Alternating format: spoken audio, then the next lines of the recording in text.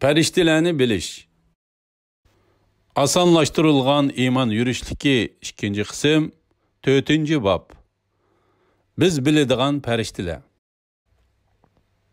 Bu babda biz Kur'an yoki sünnetde bayon qilingan muayyen periştilerini tanıştırımız. Ve ular haqida özümüz biladigan bazı muhim noktalarını ta'kidlaymiz inşallah. Cibril aleyhisselam. Periştilerinin içinde en muhimi Cibril aleyhisselamdır. Başka barlıq periştiler onu hürmetleydi ve onun boysunudu. Allah subhanahu ve teala bu haqda şundaq deydi. Tercümesi: Kur'an hakikaten izzetlik bir elçiге Allah Teala tarafından nazil kılıngan sözüdür. O elçi güçlüktür. Allah'ın dergahida mertebeliktir. Periştiler onunla itaat kılgıçıdır. Bu yerde yani asmanda o işençliktir. Sure Tekvir 19, 20, 21. ayetler. Cibril aleyhisselam'ın ismi. Cibril aleyhisselam Kur'an'da köp yerde tilg'ilingan. Ba'zida ismi bevosita tilg'ilinsa, ba'zida sübti bayon qilingan. Cibril aleyhisselam Kur'an'da ruh deb atalgan. Bundaq deyilishidagi sebep Cibril aleyhisselam Allah subhanahu ve teala'nın ko'rsatmalarini payg'ambarlarga elib tushgan. Bu ko'rsatmalar nurg'un kishilarning qalbida hayotlik va ruh beg'ishlagan. Shundaqla Cibril aleyhisselam yana Maryam binti İmran anamizning badaniga hurmatlik payg'ambar İsa aleyhisselamning ruhini püylashga tanlangan. O Maryam anamizning kiyimidagi bir to'shikka ruhni püylagan. Shuning bilan o ruh Maryam anamizning badaniga kirib, o İsa aleyhisselamga hamildor bo'lgan. Cibril aleyhisselam yana ruhul amin, yani ishonchlik ruh deb atalgan. Allah subhanahu ve teala bu vaqtda shundaq deydi. Tercümesi: Şübhisizki Kur'an alemlerinin Rabbi tarafidan nazil qilingandir. Agahlandırgıçılardan bo'lishing uchun ishonchlik ruh, yani Cibril onu senin kalbinge elib tushdi. Sure Şuara 193-194. ayetler. Allah subhanahu ve teala vahiyni insanlardan bo'lgan payg'ambarlarga yetkazishdan iborat en muhim vazifani Cibril aleyhisselamga topshirgan. Cibril aleyhisselam yana Ruhul Quddus deb atalgan. Bu Quddus, yani muqaddas zatning ruhi deganlik bo'ladi. Bu yerdeki muqaddas zat yoki Quddus Allah subhanahu ve teala'ni ko'rsatdi. Allah subhanahu ve teala yana Cibril aleyhisselamni ruhimiz, yani bizga tava ruh deb atagan. Cibril aleyhisselamning Rasululloh sallallohu alayhi ve sellem bilan tunji qitim uchrashishi. Muhammed sallallahu aleyhi ve sellem Cibril aleyhisselamni tunji qitim Makkada ko'rgan. Payg'ambar sallallohu aleyhi ve sellem Cibril aleyhisselamni ko'rganda bir tog' bag'ridagi kichik g'orning kirish eg'izida o'ltirgan edi. Shuning bilan Cibril aleyhisselam taki Rasululloh sallallohu aleyhi ve sellemga intayin yaqin kelguncha tuvanlagan. Bu vaqtda Allah subhanahu ve teala shundaq deydi.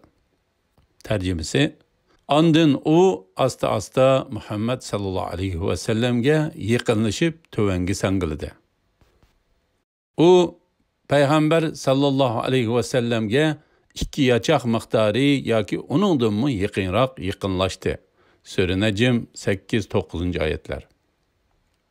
Ayşe radiyallahu anhadan rivayet qilindi ki Rasululloh sallallahu aleyhi ve sellem onun shundaq degan. Tercümesi: Men Cibril aleyhisselamni asli yaratilish holatida 2 qitim, bir qitim Sidratul Muntahaning yanida, 2-nji qitim Aciyatda ko'rdim. Men onun asmandan uçup tushayotganligini, 600 qanati borligini, shundaqla uning jismining cho'ngligidan osmon zaminning orasidagi butun bo'shliqni to'sib olganligini ko'rdim. Yuqorqisi İmam Buxoriy 3234, 3235 ve İmam Müslim 174 hadislerde toplagan cuglanmasıdır. İbn Mas'ud radiyallahu anhu Resulullah sallallahu aleyhi ve sellem'nin şundaq deganligini rivayet qilgan. Tercümesi: Cibril aleyhisselam mening yenimga ustida marvoyitlar bor yeşil yipek ton ichida keldi. İmam Ahmed ve İmam Darqutni toplagan Şeyh Albani As-Sahiha 3485 numarada sahih deb baholagan. Albatta Cibril aleyhisselam inson suratiga kirganda qanotlari bo'lmaydi va jug'umi uncha cho'ng bo'lmaydi. Aksicha u doim Duhyatul Kalbi deb atiladigan bir sahobaning suratida ko'rinadi. Aisha ve Cabir radiyallahu anhumalar Resulullah sallallahu aleyhi ve sellem'nin şundaq deganligini rivayet qilgan. Tercümesi: Men ko'rganlarning ichida Cibrilga eng o'xshaydigani Duhyatul Kalbidir. İmam Müslim 167 ve başqalar toplagan As-Sahih 1111 numaraga qarang. Cibril aleyhisselam İsra ve Mirac seferlerinde Resulullah sallallahu aleyhi ve sellem'ge hemrah bo'lgan. Cibril aleyhisselam Resulullah sallallahu aleyhi ve sellem'nin Mekke'den Yerusalim'e borgan kechilik seferida onunla hemrah bo'lgan. Bu sefer İsra deb atiladi. Yani şu kechida Cibril aleyhisselam yana Resulullah sallallahu aleyhi ve sellem'ge hemrah bo'lib osmonga chiqqan. Bu osmonga chiqish seferi Mirac deb atiladi. Mirac seferideki vaqalik Anas ibn Malik radiyallahu anhu tarafidan bayon qilingan bo'lib, uning deyishicha Resulullah sallallahu aleyhi ve sellem shundaq degan. Tercümesi: Men Mekke'deki vaqtda uyimning o'g'isi ichilib, Cibril aleyhisselam tushib keldi. U ko'ksimni ochdi ve onu zemzem suyu bilan yuydi. Andın hikmet ve iman bilen tolgan bir altın qaça ekilip, onun içidikini köksümge töktü. Andın onu etip koydu. Andın Resulullah sallallahu aleyhi ve sellem Mekke'den Yerusalim'e kılıngan İsra seferini bayan kılıp bulup, hadisinin devamında Mirac seferini bayan kılıp şundaq degen. Andın o kolumdan tuttu. Biz tüvenki asmanga yetip bardık. Cibril aleyhisselam asmanның qoğduğuchisiga asmanның ishkini aç dedi. Qoğduğuchi kim deb so'radi. Cibril aleyhisselam men Cibril dedi. Qo'g'duğuchi yeningda boshqa biri bormi deb so'radi. Cibril aleyhisselam ha yenimda Muhammed bor dedi. Qo'g'duğuchi u chaqirildimi deb so'radi. Cibril aleyhisselam ha deb javob berdi. Andın asmanның ishki ochildi. Şunun bilen biz tövenki asmanga kirdik. İmam Buxoriy 349 numaralıqda toplagan. Bu hadiste Resulullah sallallahu aleyhi ve sellem bilen Cibril aleyhisselam ikkilanning taki en yuqori asmanga chiqishi bo'lgan araliqdagi safari bayon qilingan. Şunun bilen Cibril aleyhisselam Resulullah sallallahu aleyhi ve sellemge cennetni ko'rsatgan. Bu vaqtda Resulullah sallallahu aleyhi ve sellem shundaq degan. Tercümesi: Men cennetga kirgizildim.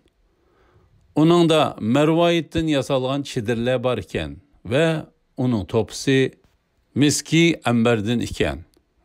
İmam Buxoriy 349, İmam Müslim 163 ve başqalar toplagan.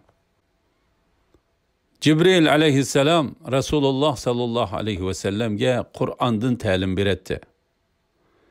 Cibril aleyhisselam Kur'an-ı Kerimni Allah subhanahu ve teala'dan Resulullah sallallahu aleyhi ve sellemge ilip düşetti. U Resulullah sallallahu aleyhi ve sellemge Kur'an'ni qandaq o'qishni ve qandaq tushunishni o'rgatgan. Fatima radiyallohu anhadan rivoyat qilindiki, Rasululloh sallallohu alayhi vasallam vafotiga oz qolganda uningga shundoq degan.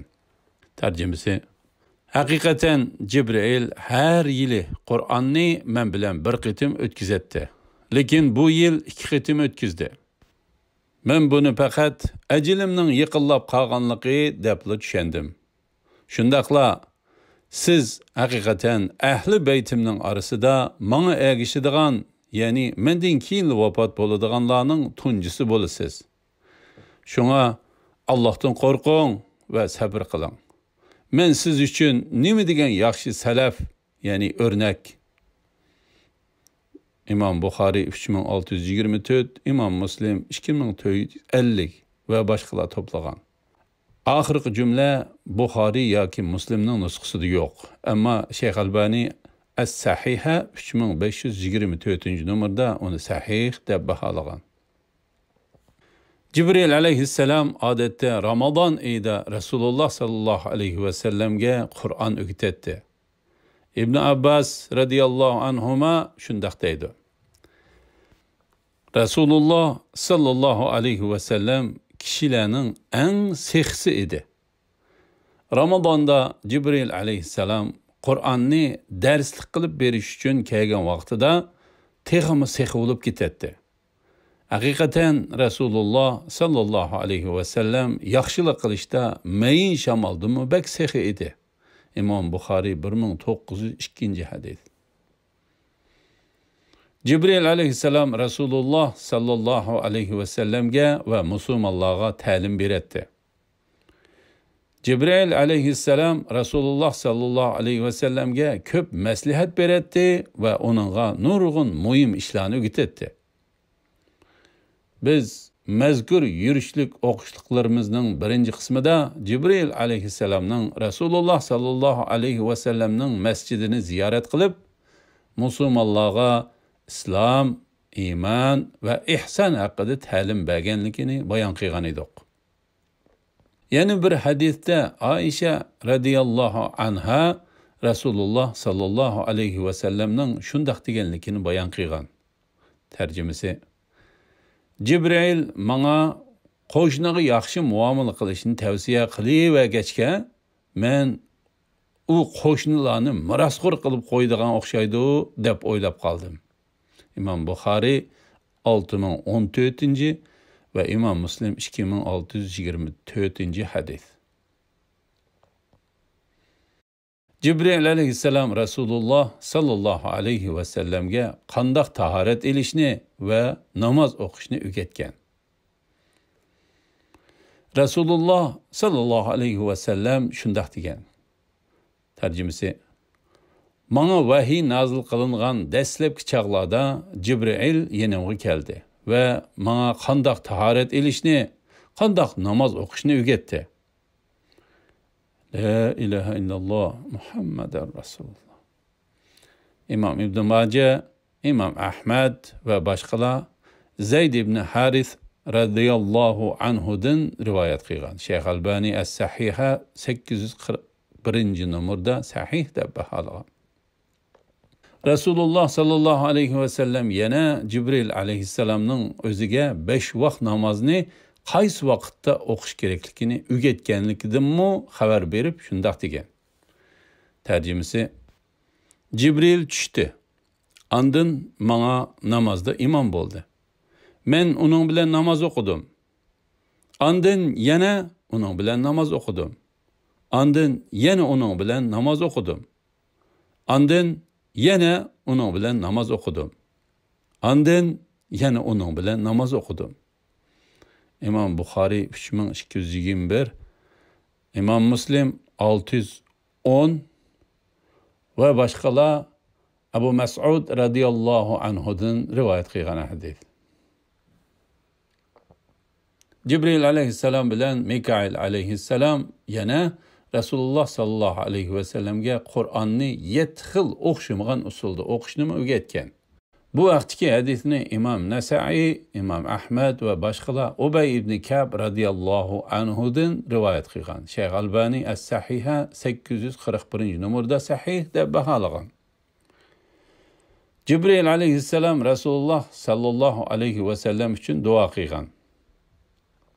Cibril aleyhisselam Resulullah sallallahu aleyhi ve sellemge ziyan zahmettin saqlanish uchun o'qiydigan nurg'un dua ve zikrlarni o'rgatgan.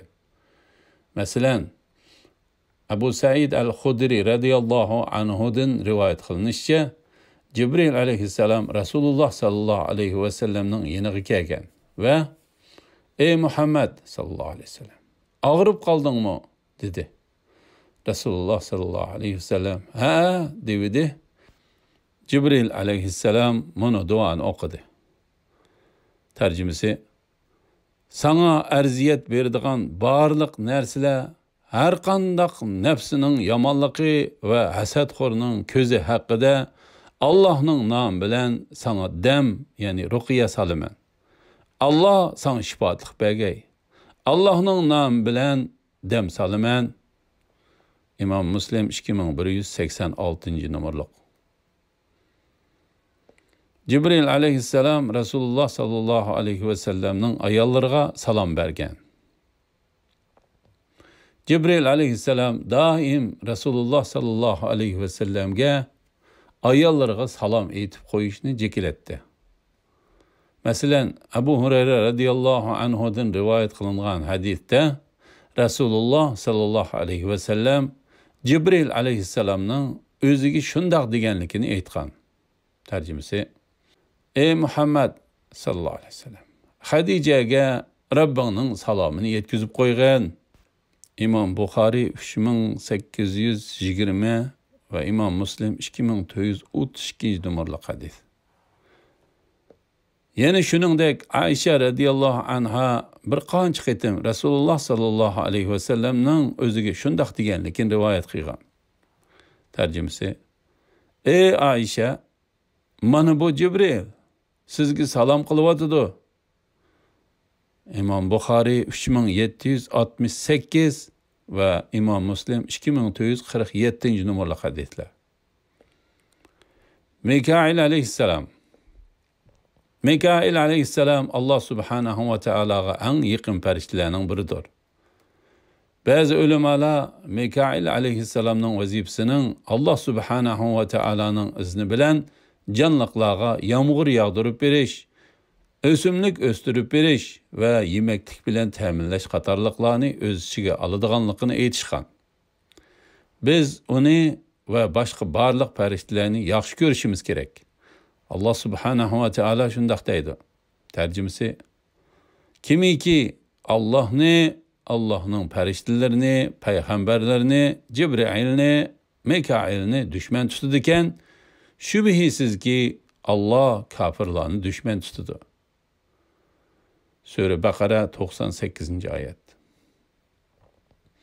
Allah subhanahu ve teala dövzaqni yaratqandan başlap Mikail aleyhisselam külüp bakmagan. Resulullah sallallahu aleyhi ve sellem şundaq degan: "Men Cibril'ga men Mikail'ning külginini faqatli ko'rib bakmadim-go" dedim. Cibril: "Dövzaq yaratilgandan beri Mikail külüp bakmadı" dedi. La ilahe illallah Muhammeden Resulullah. İmam Ahmed ve İbni Abi Dünya Enes radıyallahu anhu'dan rivayet kılgan. Şeyh Albani Es-Sahiha 2511 numarada Hasan deb bahalagan.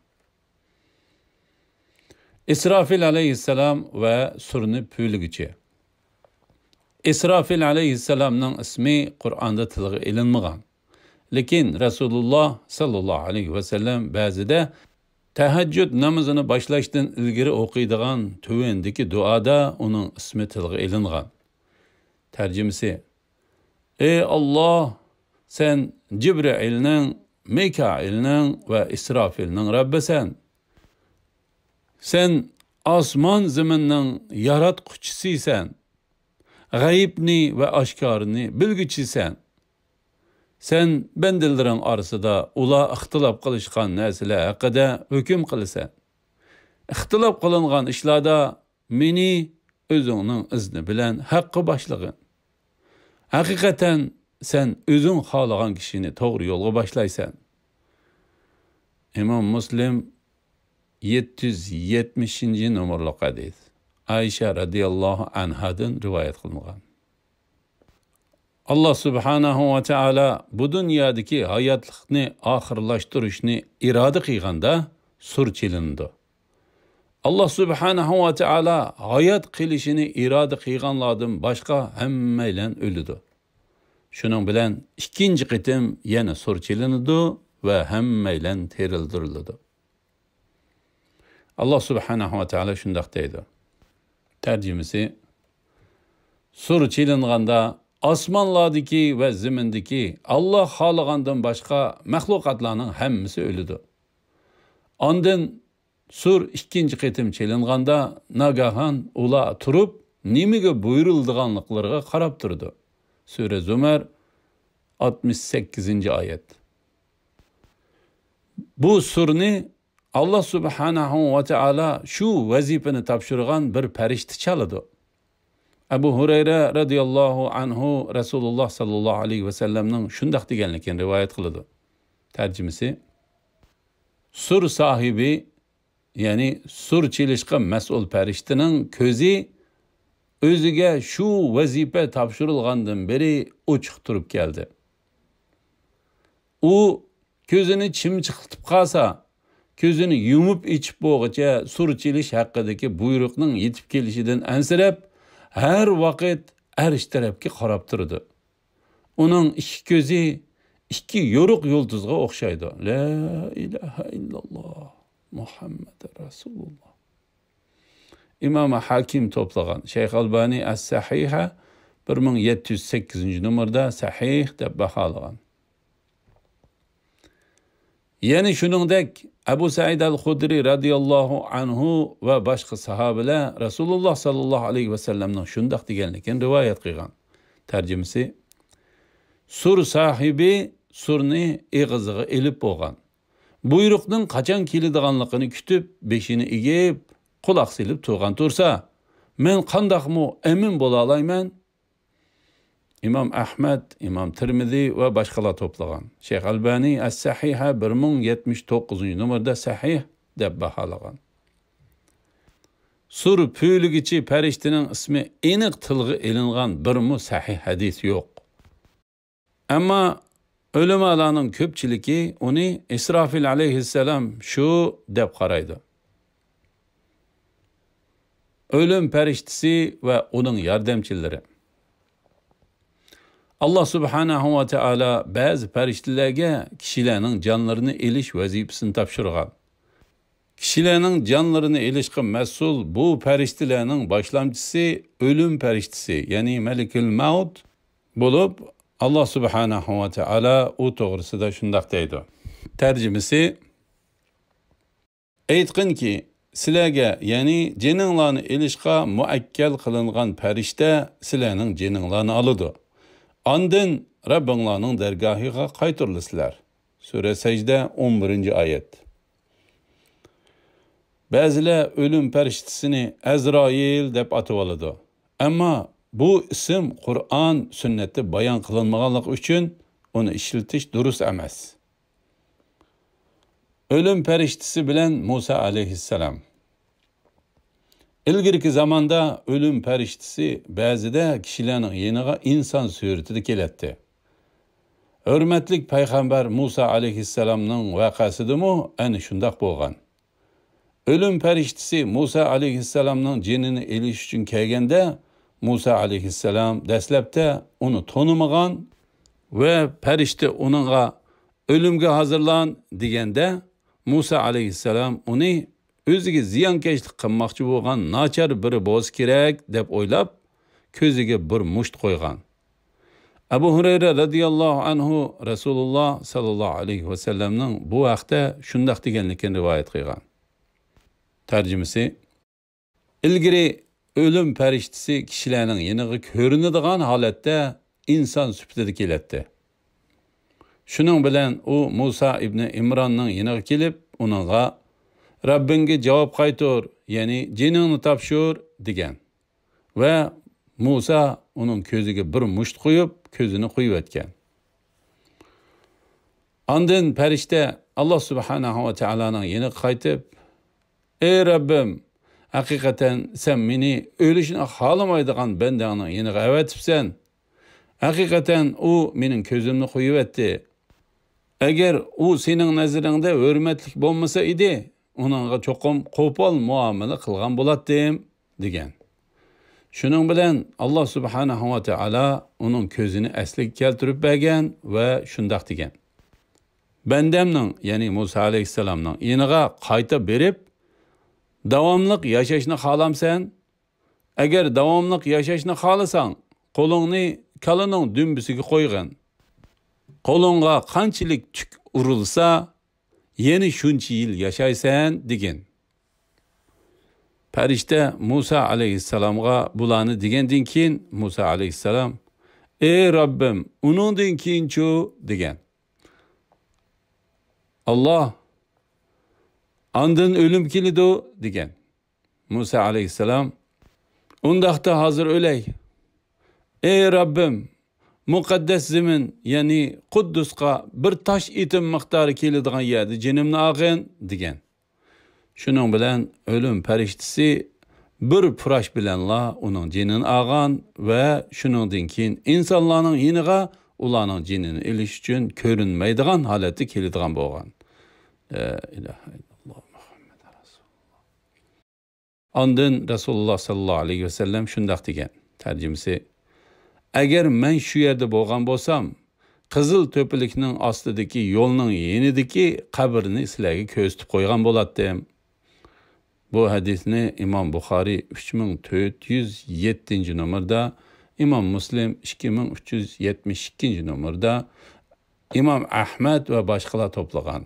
As-Sahiha 3279 numara qarang. O'lim farishtalarining yordamchilari.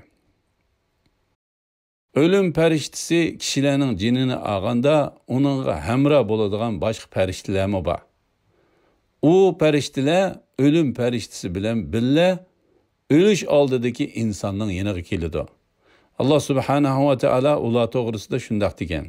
Tarjimasi: biringlarga o'lim kelsa, uni bizning elchilarimiz, ya'ni farishtalarimiz qabz ruh qiladi. Ular Allah Teala'nın emrini o'rlashda beparvolik qilmaydi. Sura An'am 61. ayet. O'lim farishtasi va uning yordamchilari haqida nurg'un hadislar bor. Masalan, Rasululloh sallallohu alayhi vasallam shundoq degan. Tarjimasi: farishtalar sizlardan ilgari bir kishining jinini elib, uningdan sen biror yaxshilik qilganmiding deb so'rab edi. O kishi: yo'q, faqat men Alloh subhanahu va taoloning men afu qilishini umid qilib kishilarga qarz berib turatdim va mendan qarz olgan boyga muhlat beratdim. Qiyinchilikda qolganlarning qarzidan o'tib o'tdim dedi. Shuning bilan Alloh subhanahu va taolo tarjimasi: men bu ishda, ya'ni o'tib o'tish, kechirib o'tishda sana qaraganda texmo haqliq dedi ve malaikalarga bendemden o'tib o'tinglar dedi. İmam Buxoriy 2077 ve İmam Muslim 1560 numaralı hadisde Hudayfa ve Abu Hurayra radıyallahu anhumalardan rivayet qilgan.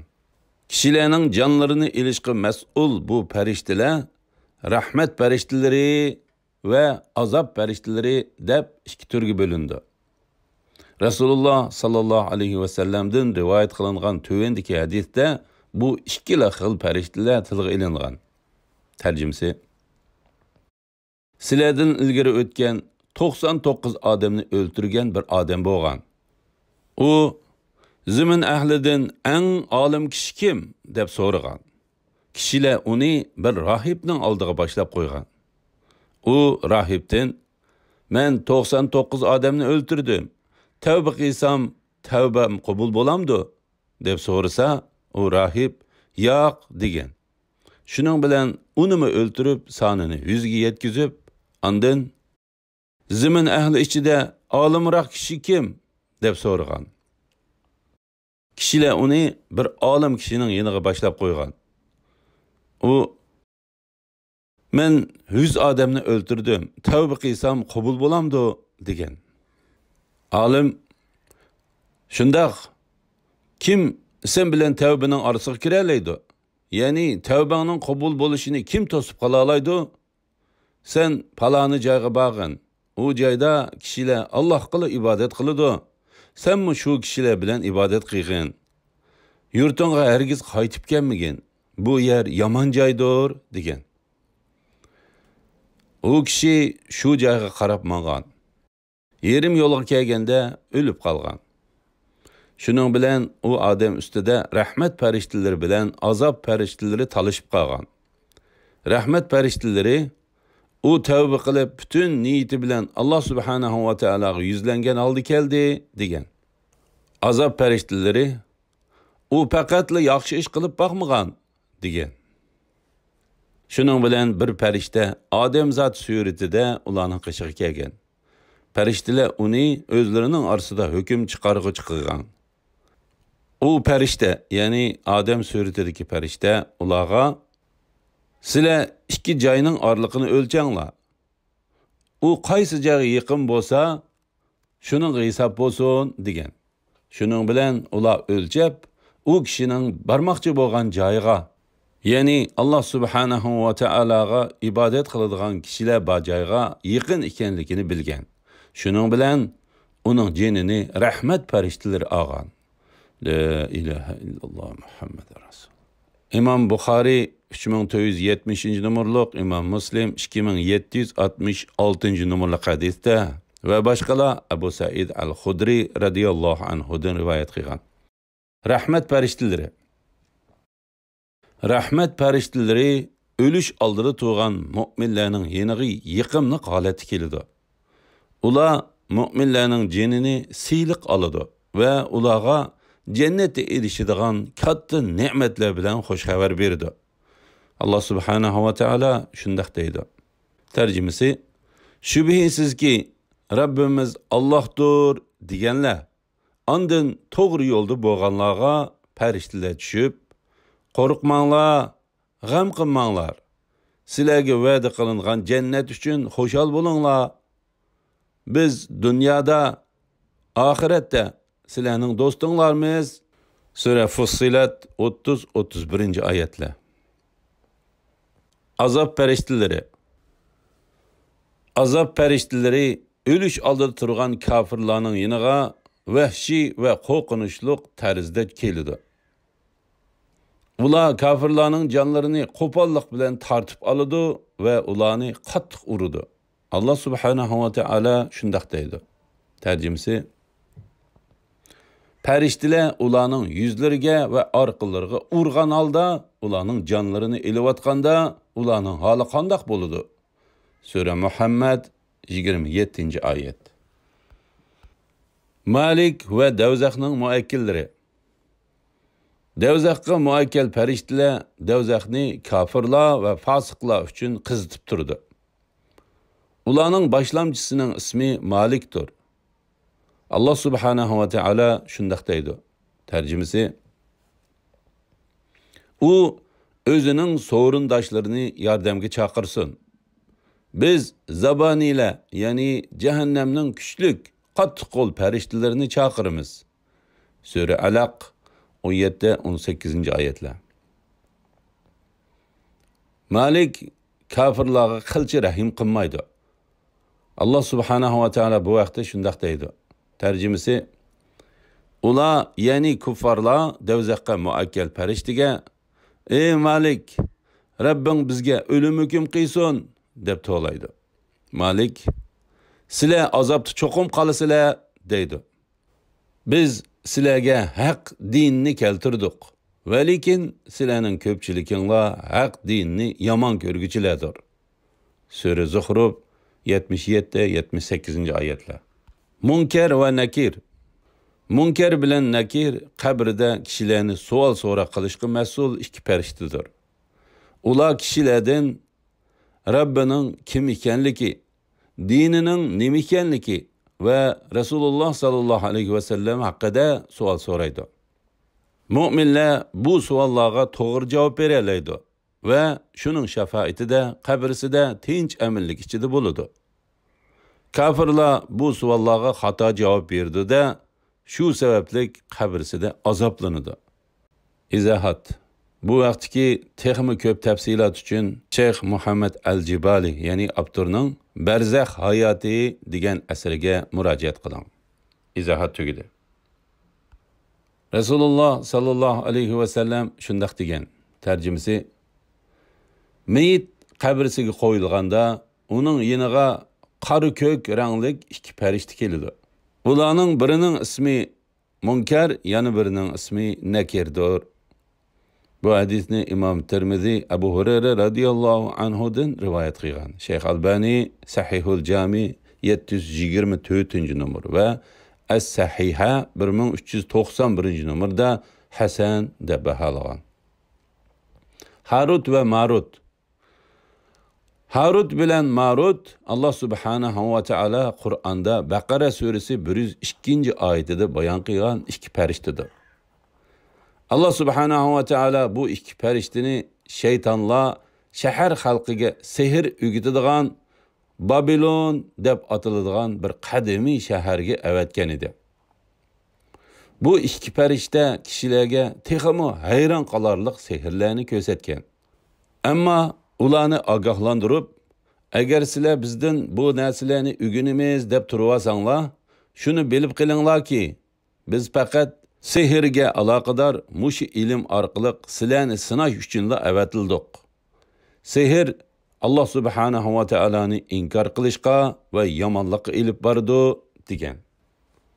Şeytanlar ve nachar kishilar bu iki farishtadan ayollarning orasiga sovuqchilik soladigan ve ziminda fitne fasad tug'diradigan sehrlarni o'rganib, Allah subhanahu va taolaning g'azabi ve jazosiga loyiq bo'lgan. Xulasa, to'g'ri aqida bizning bu hurmatlik ve taqvodor maxluqlar, ya'ni farishtalarni tunishimizga yordam berdi. U o'z navbatida yana bizga qanday qilganda ularning muhabbatiga, yordamiga nail bo'lganligini o'rgatdi. Biz mush xil aqidaga asosan yana mavjudot ichida Allah subhanahu va taologa itoat qiladiganlarning itoat qilmaydiganlardan nurg'un hassi ko'p ekanligini bilib olaymiz. Allah subhanahu va taologa itoat qilguvchilar farishtalar ve haddi hisobsiz boshqa jonliqlarni o'z ichiga oladi.